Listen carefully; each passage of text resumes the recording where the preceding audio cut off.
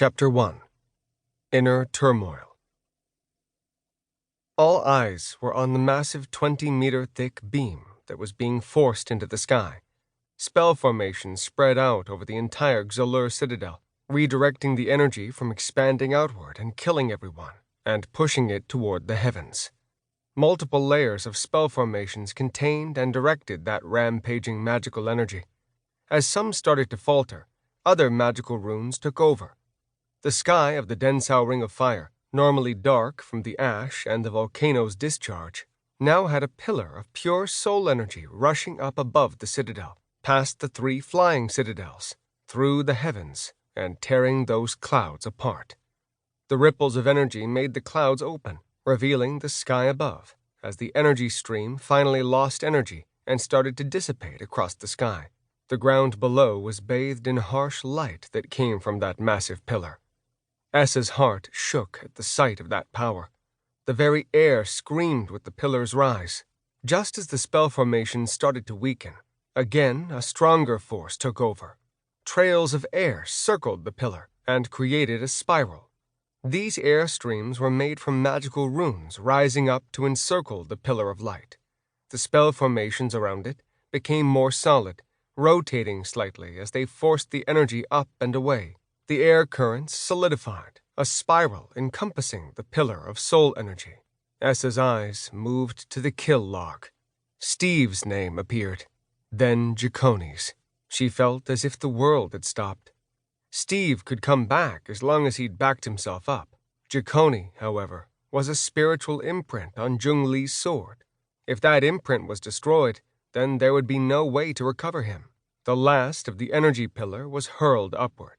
The world seemed to become dark as Essa's eyes adjusted to the new landscape in front of her. Sunlight poured in from above through the hole in the clouds, while ash that had covered the sky rained down. None of the artillery cannons fired. None of the attack spells were released. The battle had stopped, all in a state of shock. Essa's breath stopped in her chest. Her heart beat heavily as a new name was added to the kill log. Anna, killed by soul energy bomb. Essa looked to the western citadel. The landscape showed signs of the heavy fighting over the last few months. The walls were broken, and the castle was in pieces. Bodies lay across that desolate wasteland.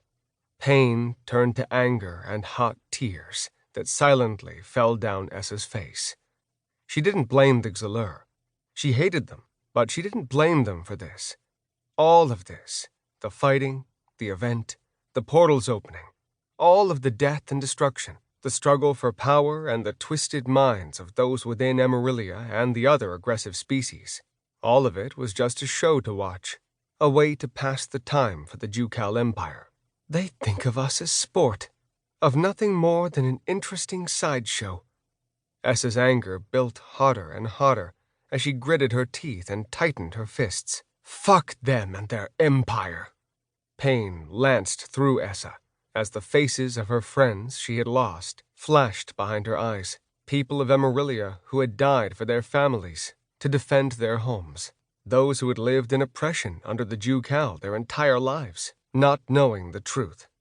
She thought of the players who had died in previous generations, their deaths, their dreams and hopes. All of them had been cut off by the Empire. I will not stop. Not now, not ever, until the Jucal Empire falls. I swear it. Give the Xalur terms for surrender. If they don't take it, destroy them, Essa said over the commander's party chat.